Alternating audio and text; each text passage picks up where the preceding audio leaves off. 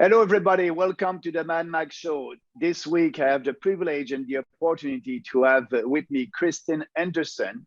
Christine is a German politician. She is also a member of the European Parliament. She is a member of the party Alternative for Germany, which is a party that defends principles and policies that are similar to our party, the People's Party of Canada.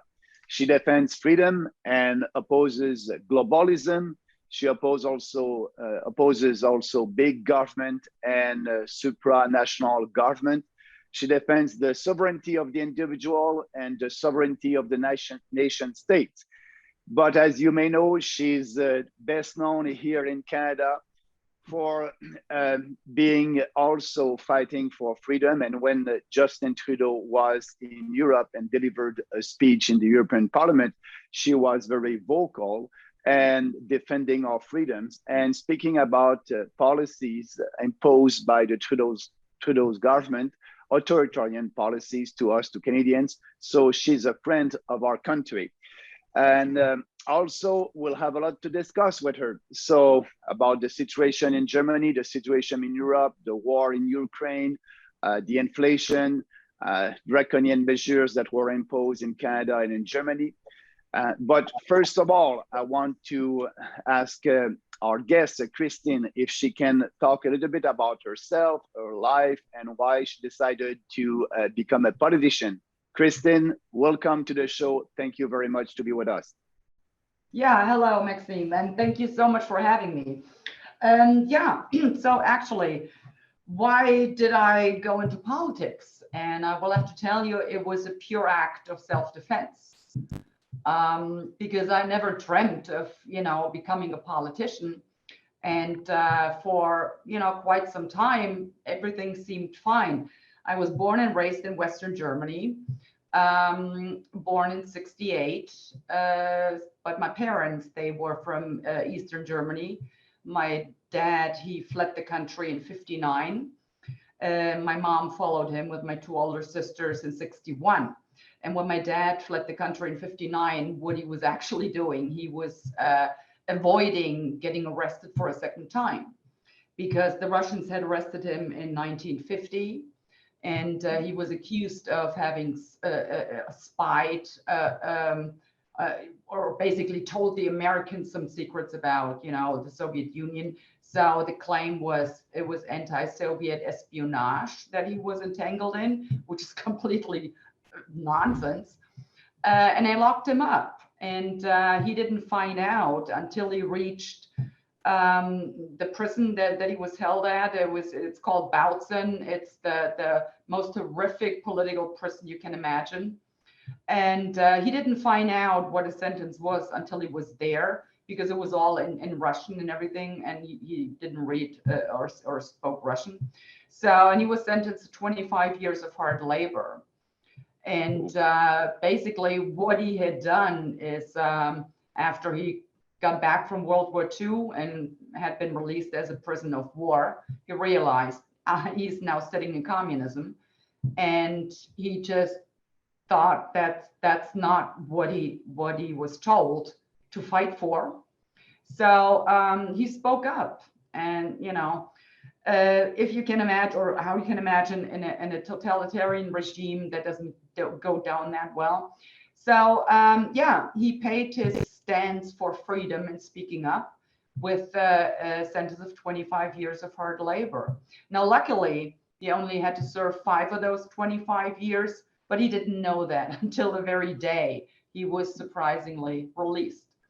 So in '59, and once again, once he got back, he still wouldn't shut up. He still would speak up, and he still would take his stance. And so when they got ready to get, basically jail him a second time, he decided to flee the country. So that's basically where I'm coming from. So that's my family history. So I've always been, very alert when it comes to infringements on civil rights, on freedom of speech, anyone trying to take away democratic rights.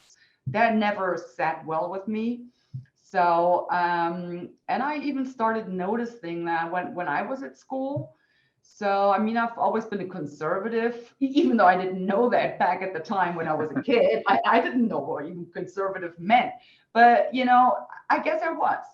So, and even then, you know, the teachers, they were, well, predominantly left, you know, going into the green ideology and all of that. It wasn't that bad, though, when I went to school. We were presented the different things, you know, but I always reserved the right to speak up.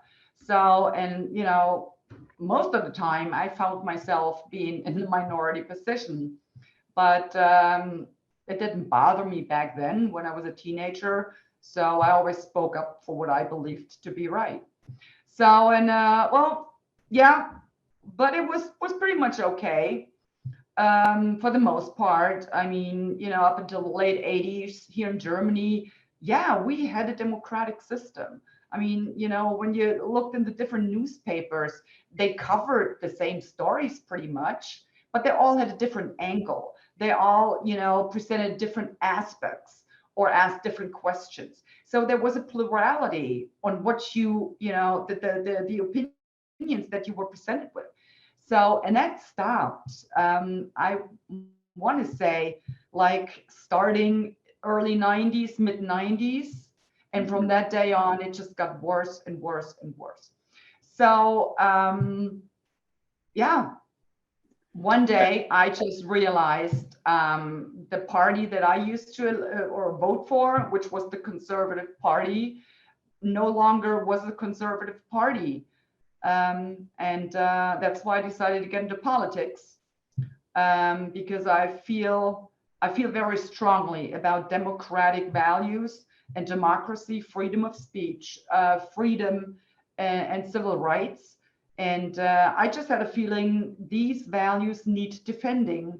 And since the parties that were known at that point no longer support these values, I figured I have to do something about it. And when a party got founded that we're prepared to fight for those values, I decided to join.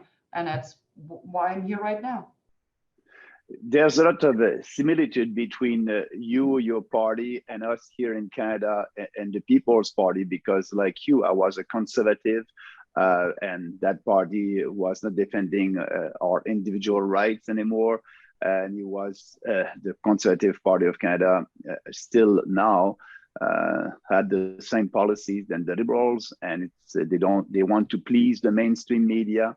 And like you said about the mainstream media, I saw that also here in Canada. If you're not part of the narrative, they won't cover you. There's no different point of views in the mainstream media. And yes, that's you don't feel to live in a democratic country anymore. So you decided to be part of the Alternative for Germany, the new political party that was created in 2013, I believe so. And so what are the policies or the principles that this party is promoting? Well, the principles we are promoting are basically the principles that the former Conservative Party in Germany, called the Christian Democrats, just left off. You know, they converted into some kind of a leftish greenish party. And it's basically their values that we implemented. And one of our main focus is certainly, you know, the whole EU institutions. That's why I do not like being called a member of European Parliament, because there is no such thing as a European Parliament. Europe has no parliament. It is a parliament of the EU, which is a completely different story. And it has nothing to do with Europe whatsoever. On the contrary, the EU institutions are the very means to basically abolish all the European peoples. That's what they're doing. They just want to, you know, level it all. Basically, they want to abolish national states. And, you know, in Germany, and how I say, I mean, the entire world envies Europe, because we're living on a relatively small continent with so many different cultures, so many different languages, and different histories. And each people in Europe, they have their own destiny, their own fate, and their own history, and their own culture. And that is such a rich foundation, that our continent is built on. And what they're doing is they want to level it all. They want to take it all away from us. So basically what they're doing is they're stealing our cultural and our national identity. That's what they are setting out to do, So we are opposed to the EU institutions. As far as the EU Parliament is concerned, we want to, be done with it altogether. Christine, when you're saying EU institutions, you're speaking about the Parliament, the judiciary system also, and what else? I do too. Okay, we have the European, the EU Parliament, we have the EU Commission, and we have the Council. Okay. So, and problematic is, especially with the EU Council, that is basically a body that is the legislative in the EU, and but they are comprised of the members of the executive of the national states. So, division of power. Remember, there was something, we were supposed to divide up the powers. Forget it. They just intermingled it here. So now we have the members of the national executive on EU level. They're making the laws. So whatever law any national government cannot pass in their parliament, because parliament may say, no, we're not going to do this. They just travel to Brussels and they pass the law here. And then this law goes back to the national members, and they have to implement it because it comes from EU. So, there is very serious violations of democratic principles, but they are written within in the system, So, I mean, sorry, they wanted it this way. There is no other explanation. They wanted it that way. Hang on just 1 second. Yeah. Kind of have to kill this, I guess. Yeah, it's okay.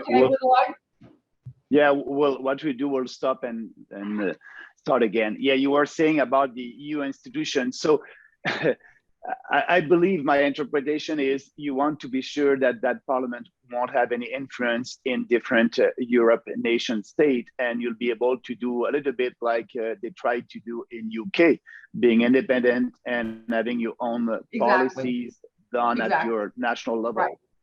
Right. Well, first of all, the EU Parliament, we are no parliament here. I mean, it would be to call this a parliament, it actually would be an insult to every democratically elected parliament all over the world. We are no parliament. We have no rights. We don't decide anything. It's ridiculous. But there are areas, where it might be, sensible to work together. But and that's how it started out. Back in the early days. That's how it started out. And that was all fine. But once they started, with EU Parliament and, the pushing down rules onto the member states, the common currency, which is not working, which is actually dead since 2010, but no one notices because they keep pumping up the money supply. So this, in essence, the EU is done with what they're doing, and you kind of see that in every Western democracy right now. The systems are actually done with, and what they're doing is they're turning basically totalitarian, and keeping the people down. What we saw in Canada, when that started happening. But this is happening in every Western democracy all over the world right now. Yeah, you're absolutely right about that. And, you know, I have some time when I'm traveling and doing rallies, I'm answering questions. And the question is, do you think Maxime will have a world government with the UN? And I say, maybe not right now, but that's the goal of the UN and these international organizations. And I told them, look, in Europe, they started that in 1951 with a free trade agreement. And they did more treaties, more treaties, more treaties until the one in 1993, the Maastricht treaties, and they created a supranational organization. So you have that in Europe right now. So it took them 50 years to have a supranational government in Europe. And that may be the same on the planet, but that's the goal of these globalists. And that's why we must fight globalism and fight for the sovereignty of our state.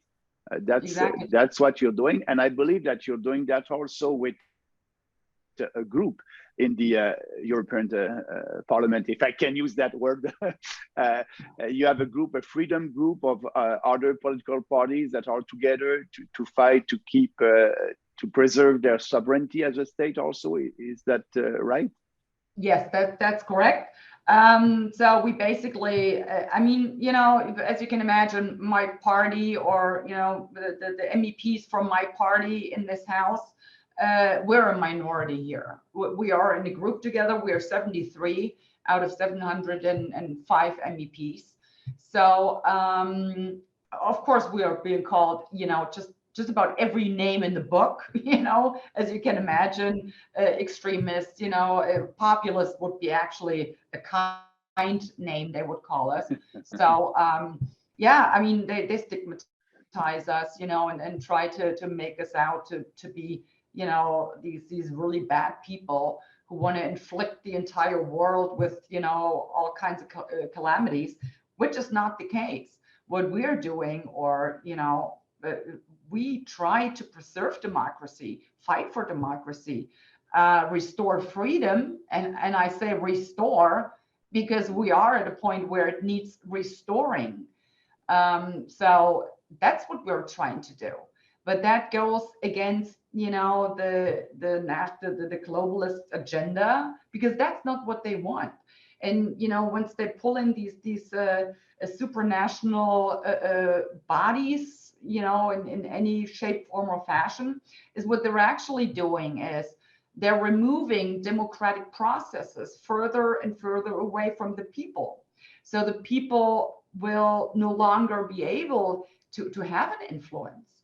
And what they're trying to, or they will do, not trying to do, they are going to do this, is they will have now for the next EU Parliament, it's not for the entire house, but for part of it, they will have these transnational lists. So that means that, you know, the parties will come up with a list that goes through all of the member states. But in essence, what that means is that people will vote or will have to elect representatives who they don't understand because they don't speak the language. So if a Greek has to vote for a Spanish representative, what good is it going to do him? How is he going to tell this person what he thinks should happen? But that's not what they want anymore. It's not about people telling the representatives what they want. They want to turn the other way around. So, you know, this is the real danger we're looking at right now. The democratic process gets removed further and further away from the decision maker, which should be the citizen. And it's gonna basically not a bottom up, but a top down. That's what they're aiming for.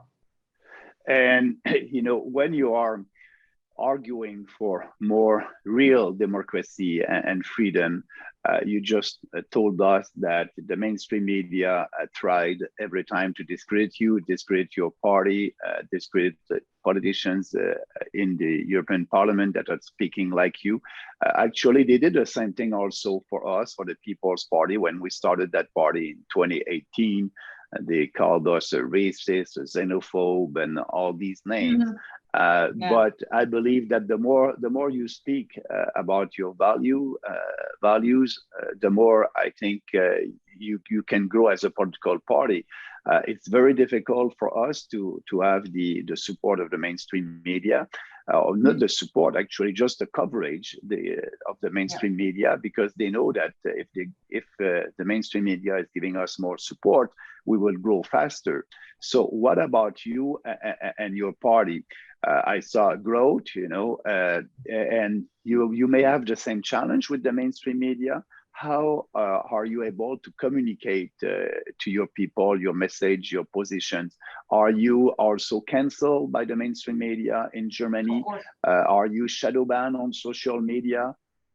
Yes, that's all happening, going on here too.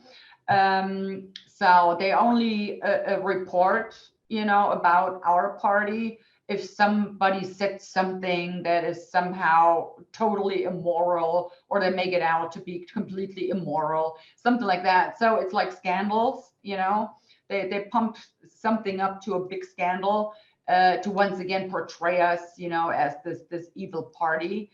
But we are, in all of the parliaments within the states in Germany, and we do pretty good work there. But they don't report on that because they don't want people to know that we're actually working, So what happens a lot of times is whenever we push forward some initiative in some parliament or whatever, of course, it may be the most sensible thing you ever heard of.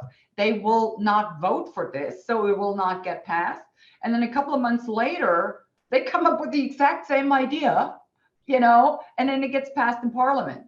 But because it's not from us at that point, and to be honest, I would be so embarrassed if I just, copy and pasted something from another party and passed it on as my own.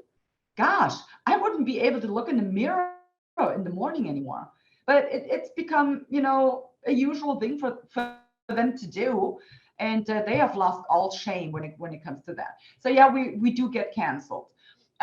What is also happening is when we have rallies or some conventions or whatever, you have these left extremists out there, and they're setting things on fire. They're throwing rocks. They may block the Autobahn so that the members or the delegation members cannot travel to the convention. I mean, there is violence going on. We get our offices destroyed.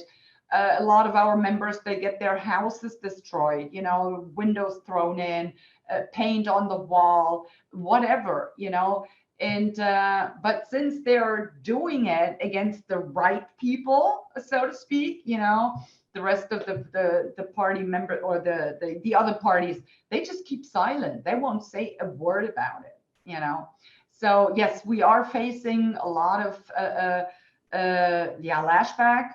So and to be honest, without social media, we wouldn't be where we are today. But that's what they're trying to tackle on now. So yeah, the shadow banning is going on. There is content being deleted from my accounts. The last time they did that, it was actually an official statement I made in the COVID committee here in the House. So it was official, and you can still find that speech on the official EU websites. But YouTube decided, no, we can't have that. And what did I do? I just, basically ask, when is there going to be, the unredacted contracts? When will you look into the vaccination, the adverse side effects of the vaccinations? I simply raised those questions, and YouTube decided, no, we can't have that. We're going to have to delete it. So it's absolutely absurd. But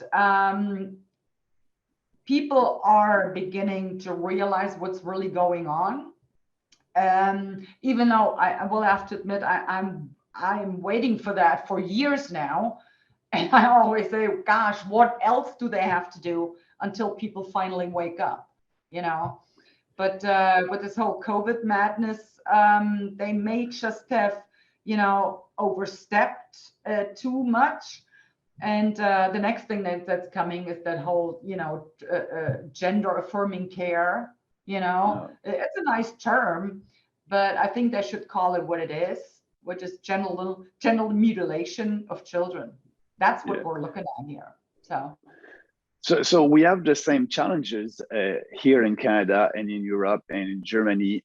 You spoke a little bit earlier about having difficulty to have more coverage from the mainstream media, but also when you have an idea and you are speaking about that idea, when I believe it's becoming popular, another political party will take it and run on it. But for me, it's because you are very efficient. It's a proof of success. You were able to move the public opinion from a minority to a more majority of people.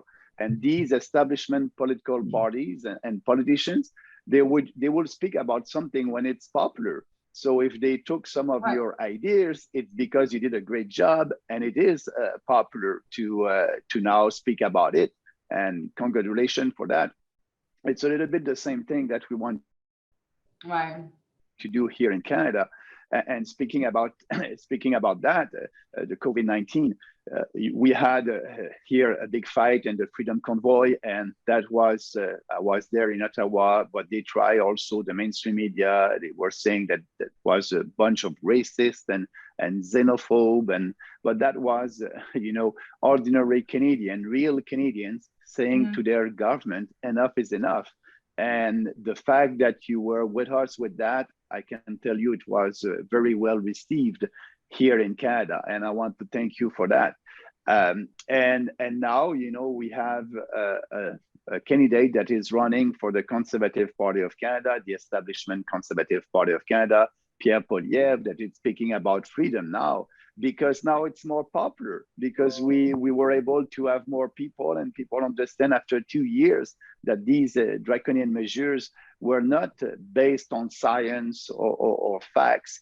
And what do you think about the role of the Trudeau government here in Canada the last 2 years? You have a very strong opinion.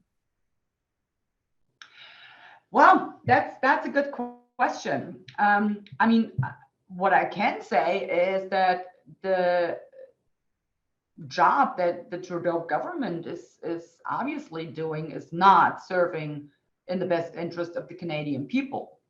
And like I said, but this is happening in all Western democracies right now. The elected governments, which is supposed to be the good guys, remember? That was what democracy was all about. They're the good guys. But they no longer serve the people they were elected by and are paid by the way.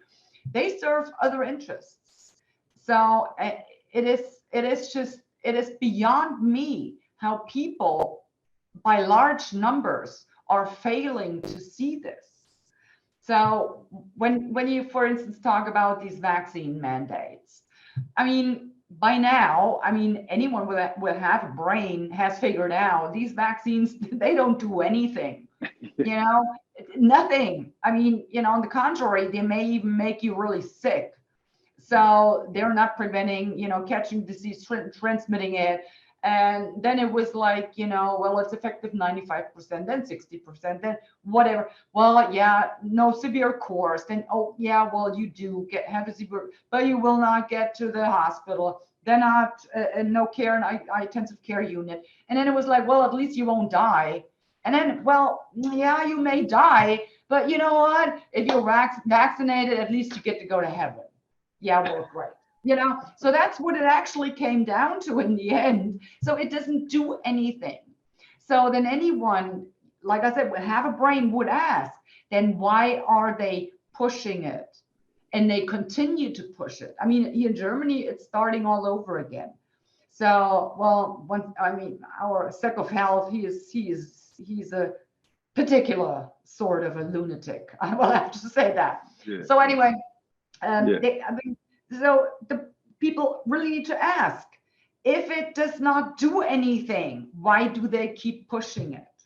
Yeah. So, and then the question is, cui bono? Well, who benefits? Well, yeah, the pharmaceutical companies. So, but you can take, this is just one aspect, take every single program that governments in the Western democracies are pushing right now and always ask, cui bono? So whether it's this whole the trans community, this this gender madness, this gender affirming care. I mean, this is so despicable. Take climate. Yeah, we need to save the climate. But I tell you what, the weather yesterday and the weather tomorrow, that's not climate. That's weather. So I'm like, but people are buying into this. And now this is like the last generation, these lunatics, they're now gluing themselves to, anything, whatever. So they're so off. How should I put this? They're so blinded with this ideology, they probably believe they will be the last generation. And it might be right. They probably will be the last generation, but not because of climate, because they're just stupid to survive. Yeah, that's the same thing. The climate emergency here in Canada, and there's no emergency there. The Trudeau government is using that right now to try to kill the oil and gas industry, and now our farmers with new goals to fight the green gas emissions coming from fertilizers. Right. It's the same thing in Europe. So that climate hysteria, we had COVID hysteria, now we have climate hysteria. We need to fight that, and we are. What do you think about the now, because of all that, you have an energy crisis in Germany and in Europe? They tried to, and they did it, close your nuclear power. That was not good a couple of years ago, and now you're dependent of the energy coming from Russia. How do you see the future or the end of that crisis in Germany? What do you think it will happen this winter in Germany because of all these bad economic policies? Well, it's going to be cold and it's going to be dark, to be quite frank.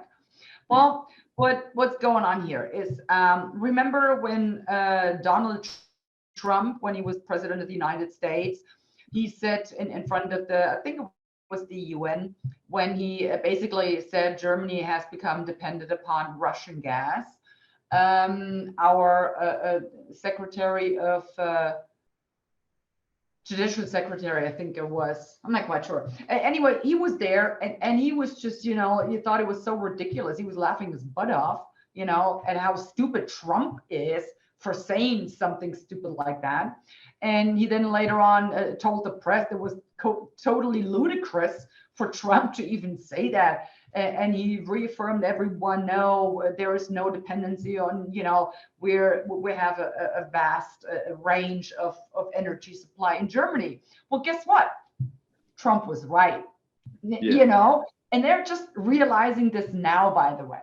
So my party has been saying that from day one, we cannot just, get out of nuclear power. And the thing is, because of a natural catastrophe that happened on the other end of the world, it actually destroyed more nuclear power plants in Germany than in Japan. That's what happened, because we just, took them off. It was foreseeable that we would, get into a situation like that. So we shut off the nuclear energy. We get out of coal completely, because the fossil fuels they're so dangerous and everything. So yeah, sunlight and wind. Well, guess what? The sun is not always shining and the wind is not always blowing. I mean, any kindergartner would understand this. And you do not solve the problem with just building more windmills, because Europe is pretty much one climate area. So if the wind is blowing in all of Europe. And if the wind is not blowing, there is no wind in all of Europe. It's pretty simple. So it doesn't matter if you have 100,000 or a million or even a trillion windmills. If the wind's not blowing, you will not have any energy, point blank. So, so we were dependent upon Russian gas.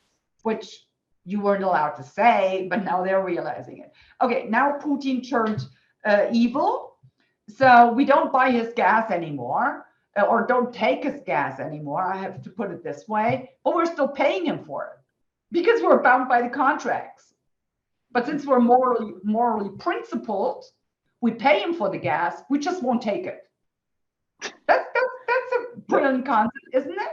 So what Putin is doing, he is selling the gas that we are paying him for, but not taking.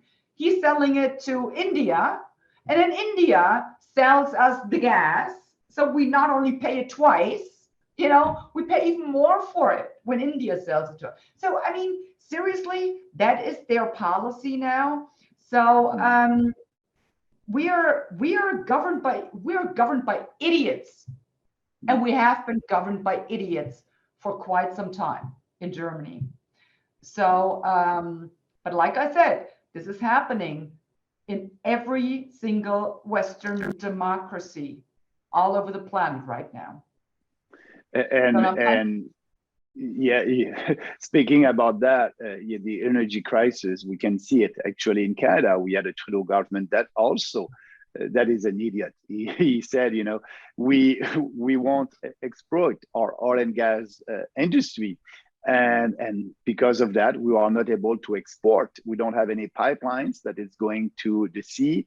And we had your chancellor that was here in Canada a couple of days ago and said, he wanted to buy oil and gas from our country, but we are not able to sell that to him because we don't have any pipelines because of Trudeau. So it's also just imagine these ideology idiots. Yeah, they travel to Canada thinking now we have the solution because Canada is going to supply us with whatever we need, just to get there and find out, oh, we can't do anything for you either. It's absurd. Yeah, I mean, they didn't have to travel to Canada for that. Yeah, it's absurd. And now our country and your country are fighting in Ukraine and escalating that war. So I hope that everything will, I hope that the common sense will prevail there, because I believe that the position of your party in Ukraine is to try to find a diplomatic solution there. And I believe that Germany is sending troops or something like that, or wants to, not troops, sorry, wants to help Ukrainians with more supply Weapons. and also training. Is that right? Well, they're debating to send weapons, military supply in terms of tanks and all of that. So, I mean, granted that Putin overstepped the national border with military power, that is absolutely unacceptable. I am terribly sorry. That is a no-go, and you just don't do this. But, and that's the thing. That war did not start in February this year. It started way back. At the very latest, in November of 2014. When you had the events on the Maidan. And we know now, back then we were told it was, pro-Russian rebels, shooting these people. The world now knows it wasn't the Russians. It was the Ukrainians who did that. So, there was some intervention. I'm not going to name a country now who had, certain interests. But when you look back, is what happened before the events of the Maidan? And then once again, all the pieces fall into the place. The Ukraine was supposed to become a member of the EU Parliament, of the EU. And but the Ukrainian people didn't want to. So in a couple of weeks before November 2014, the president of Ukraine said, we will no longer facilitate these talks to become a member of EU because the Ukrainian people do not want to. Well, guess what? The globalists, they don't take no for an answer. And if Ukrainian people don't want to, and they are stupid enough to elect a president who supports them in their wishes, then this president has to go. It's as simple as that. And that's what they achieved, with these intervention on the Maidan. So the next government was a government, that was once again pro-EU, pro-whatever, and that's when it all started. So what we see now is, that is basically the aftermath of the intervention, because the Ukrainian people said, no, we do not want to belong to EU. That's what it all boils down to. And once again, people need to realize, when you're up against these globalists, they will not take no for an answer. The best you can hope for is that they, step back 1 or 2 steps. If they see, it's not really working now, but be prepared. The next step they're taking, it'll be all the more powerful. Yes, Christine, we share the same position on Ukraine, and I was the only national politician here in Canada that said, I don't agree with what Putin is doing. It's, I don't support that invasion, but also, it's not our war in Canada. The history of our country is to promote peace and prosperity and trying to find a diplomatic solution to that crisis.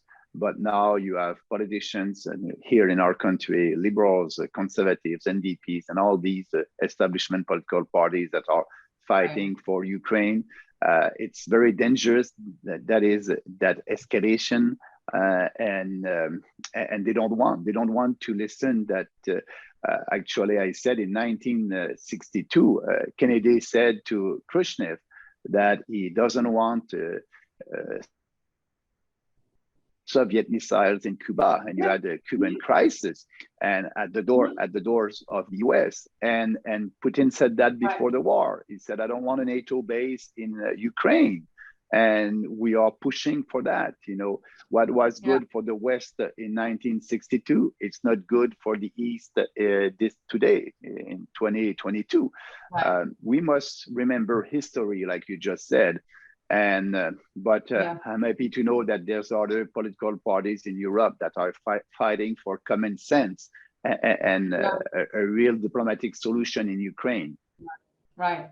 I mean, it's really, when you actually look at it, I mean, especially the German government, and they are now the Greens. They're supposed to be the party of peace. It's ridiculous. We now have the second war on European soil after the collapse of the Soviet regime, the second one.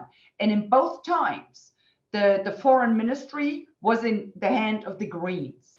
So much for them being a party of peace, or the peace party. But the thing is this, I mean, they are fighting an economic war with Putin. But what these idiots didn't realize is they don't have any weapons to fight an economic war. None whatsoever. And what they didn't realize is morale and principles, they're not adequate weapons if you want to fight an economic war. And you know what? If you're dependent upon Putin's gas, well, you might not want to declare an economic war against Putin, It's absolutely ridiculous, but that's what they did. And now we're getting all these politicians, it's going to be hard this winter. So, you maybe don't want to take a shower anymore, take a washcloth. I mean, that's the kind of policy we're getting from our secretaries of state to for body hygiene. I'm serious. That's what they're doing. So there is no concept, there is no reason behind any of this. They're micromanaging now certain areas, but that's about it. And now your population is paying and will pay for these bad policies, and they don't want to look at the reality. There's the one to blame, not Putin, because of what will happen this winter in Germany and in Europe. It's so a nonsense, and I believe that the common sense will prevail with the population, and I believe that your party and other populist party like your party may be able to have more support, because people will look at a real other alternative, and you are the only one. They kind of see that they have a problem now, especially with winter coming. And they're now projecting or saying, well, it's going to be a hot winter, meaning there's going to be people on the street demonstrating because they have no electricity, no heat, no whatever, the cost of living crisis, I mean, there are so many problems right now, and they're getting prepared for that, but not in a way you would think they get prepared. No, what they're now doing is they're already labeling people that might take to the street in the wintertime to protest against these sanctions or against government. They're already preparing to label them as enemy of the state. And now they have this new category. We have a secret state police that is supposed to uphold the Constitution and democratic principles.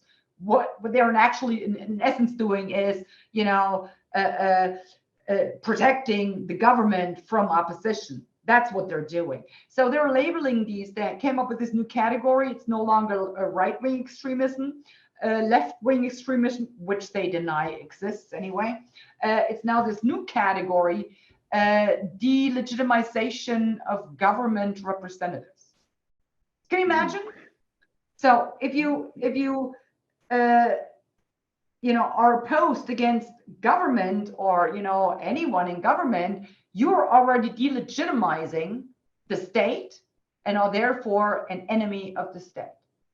But that's as you know, Christine, that's what they did with the truckers here in Ottawa. I was part of that. I know. That was the same argument. You're the enemy of the state. You want to take control of the government, and that was the same narrative. Right.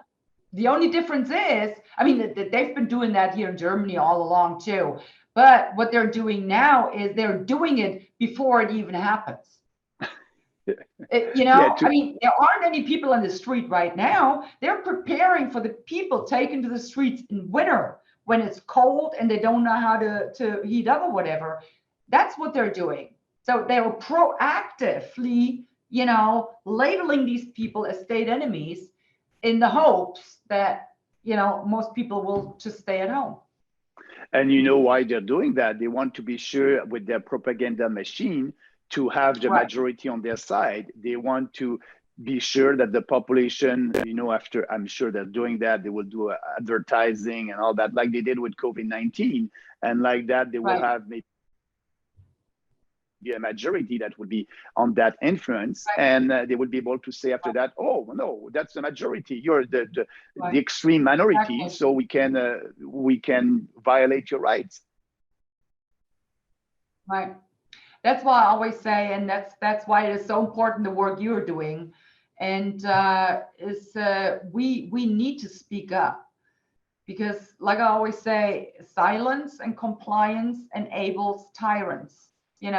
So if the voices that do speak up, if they cease to exist, and if they're no longer heard, then they won. But as long as there's people.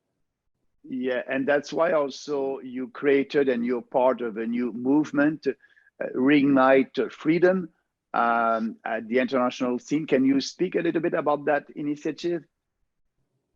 I'm sorry, about what? I didn't get that. About the Reignite Freedom, the new initiative. You're part of that, yeah? Right. So, yeah, basically what we want to do is to really get a global movement going on here on a specific day, just to show everyone we are not a small French minority, how Trudeau would have put it. No, we're talking about large numbers of people. And that's actually their big problem, because they know we are more. The problem just is a lot of us, they're so brainwashed into thinking that, you know, they can't do anything anymore. So what we would want to demonstrate is, no, we are the majority and we are the boss, because people or the governments, they're employed by us. So, but they seem to need a reminder of that. And that's what we want to do. On a specific day, which isn't disclosed yet, we will just hopefully have millions globally to just, you know, do whatever they had agreed to do on that day, like not show up for work, or, you know, not use a bank card, not go on the internet, something, but to demonstrate how many we are and that we can, in fact, change things. We just need to put our mind to it. And you can count on us. We'll be there here in Canada. I will participate in that kind of peaceful protest. And you're absolutely right. We need to be together and fighting globalism and globalists. And speaking about that, also, I believe an important policy that you are fighting for is for the state to control their immigration, sustainable immigration, against mass immigration like us here in Canada. Yeah, can you elaborate the impact of the EU policy on migration, the impact here in Germany? Well, actually, it's not really, the EU policy is not really the problem here. It's the lunatic government in Germany. I mean, you might remember Chancellor Merkel. She just decided, you know, on one bright day in September of 2015 that I'll just invite the entire world, you know, whatever. So, and I mean, it happened, you know, years before that, but that was like the you know, the start of, I mean, we were flooded with people. Yeah, and they all came. Guess what? They all came because we, you know, promised them we're going to pay for everything. You get a house, you get whatever, you know. And well, guess what? It was millions that came, and we didn't have that many houses. So yeah, well, no, but in all seriousness, it is a big problem. And I mean, our cities are unsafe. The police, you know, they're even now giving, you know, advice to women to not walk the streets by themselves anymore. It's safer to go in groups, you know. And I mean, and this to them seems totally normal. And I always say, you know, the biggest accomplishment, the biggest achievement of a civilized society is to have the public room, to have a peaceful public room, you know, where you can go anywhere, you know. Yeah, there's always going to be some idiots that think they can do whatever they want. But, you know, in principle, it was safe for me as a woman to leave the house at any given time of the day. It was just safe. Now I can't do this anymore. Why? Because we want to be tolerant. We want to be generous, because there's people elsewhere in the world, you know, who live in the mud. Okay, so we get them all here. They're going to live in the mud in Germany too, since we don't have houses for I don't know how many million people. But you know, what the heck. But at the same time, they're jeopardizing the peaceful society that we basically had. And anyone not wanting this is called a homophobe, a xenophobe, a racist, you know, every name in the book. So we're basically, yeah, sacrificing the achievements of a civilized society on the altar of tolerance and anti-racism. Hallelujah. What a concept. And they think that all culture are equal, but that's not the case. And you know, we have the same challenge here in Canada. We have illegal migration crossing our border, just in my own province in Quebec, illegally. and saying that there are refugees coming from the state of New York. And like I said, I don't believe that your life is in danger in the state of New York. But for us, Trudeau said the same thing. Well, given that governor there, it might be. And Trudeau said the same thing. He said, everybody is welcome in our country. And now we have, for a small country by population, for a small country in Canada, 38 million people, we have 450,000 newcomers every year. And we don't, ask them, we're having an interview with them about their values, if they understand that a man and a woman is equal before the law. And no, we are welcoming them, and it's mass immigration. But I spoke against that in 2019. I was a racist, a xenophobe. But I think it's an important policy to preserve our country, to preserve our unity. And you're doing the same fight also. Yeah, absolutely. Yeah. Absolutely. And now we have to pay for them. And with that economic crisis and the inflation everywhere, our population is, the standard of living is going down. The price of everything is going up. Our standard of living is going down. And because of other bad policies from our central bank. And I believe that the inflation is also high in Europe and in Germany. Is that the case? Yes, it is. Yes, it is.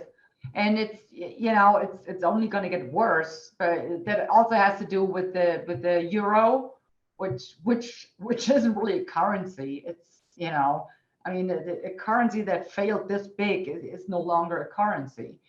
But no, we're, the people, especially the elderlies and who have built all of this in Germany, they don't know how to make ends meet, and then they're slammed for having not living or not having contributed to a healthy climate environment.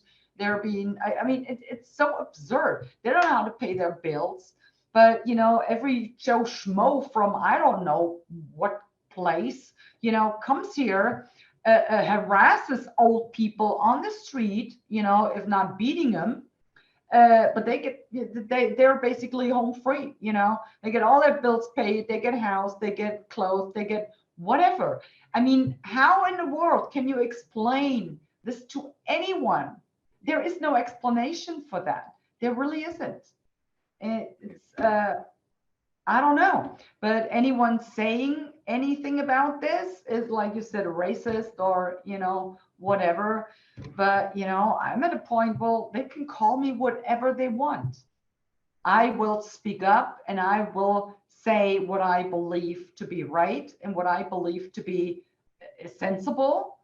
And people not liking it, it's their problem. But I will not shut up about it. I won't. I admire that, Christine, and we need more politicians like you. Thank you very much for everything that you're doing. It's helping us also in Canada and in other countries. And that being said, I just want for the last questions, and what you think will be the future of Europe or the future of the EU?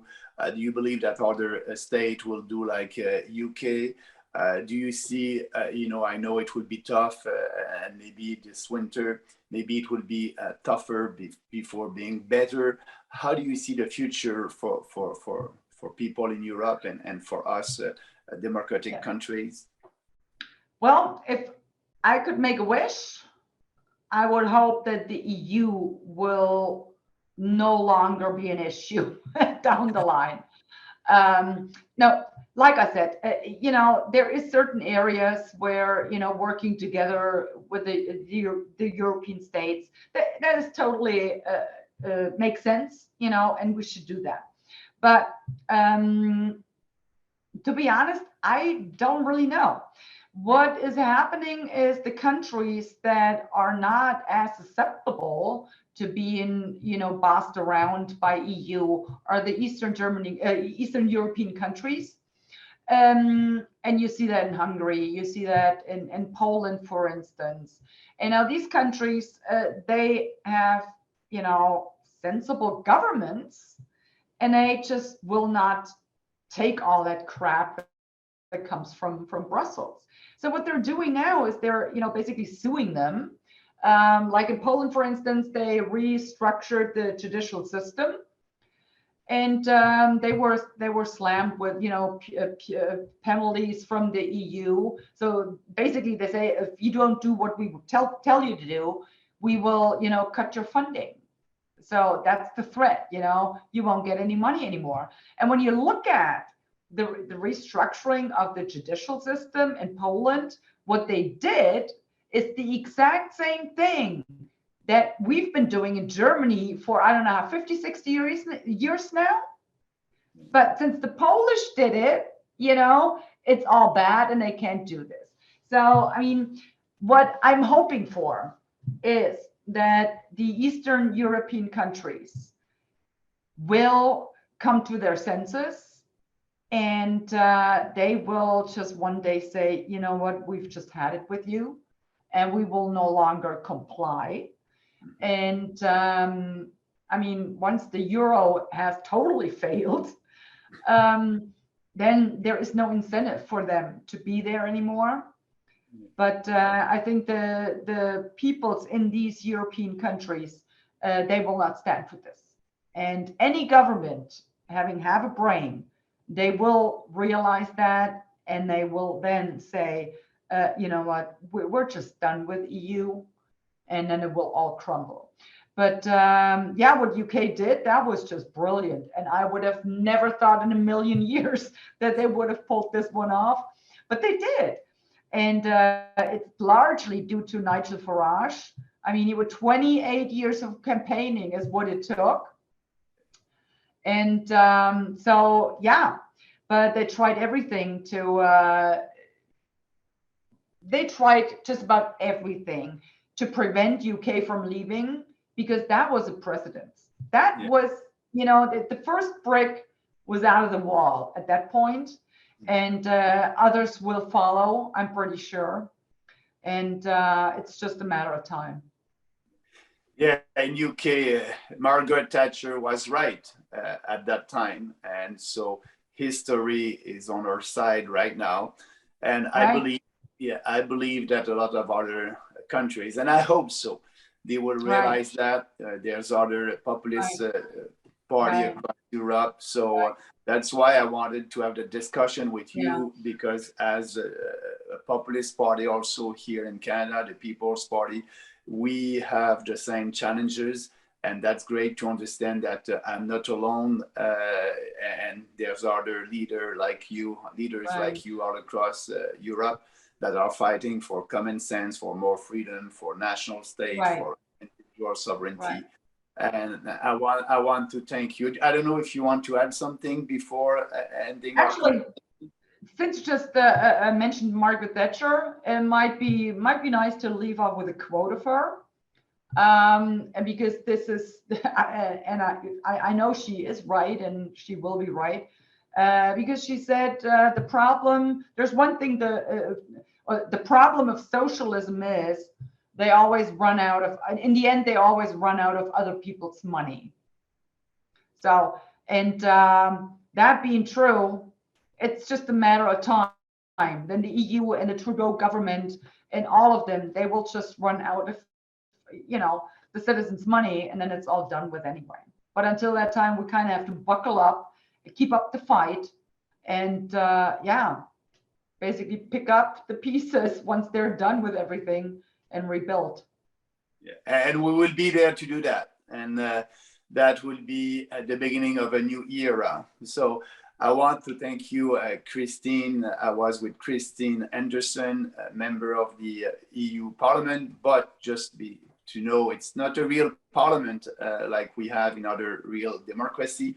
And so she's fighting like us in Canada for people, for our rights and our freedoms. Christine, thank you very much for taking your time to have the discussion with me.